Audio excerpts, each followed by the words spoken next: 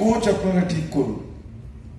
CFL শুরু হওয়ার আগে এখানে সঞ্জয় সেন আছেন, আমি জানি না আইএফএ কি করবে, কিন্তু আমি অনুরোধ করবো আবার সঞ্জয় দাকেই বাংলার কোচ করতে হবে।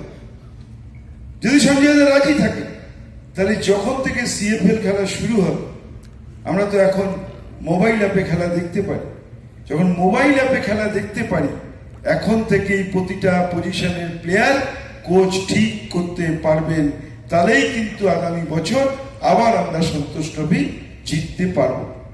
ফলে আমি ভারতীয় ফুটবলের শিকড় বাংলায় অতীতের সমস্ত দিকপাল খেলোয়াড় যারা ভারতীয় ফুটবলকে নেতৃত্ব দিয়েছেন তাদের বলবো পরের প্রজন্মকে আরো এগিয়ে নিয়ে যেতে। আসুন আবার যে ফুটবল আমাদের পায়ে ফিরে এসছে, কারণ এবছর ভারতীয় ফুটবলের সব ট্রফি আমাদের কাছে।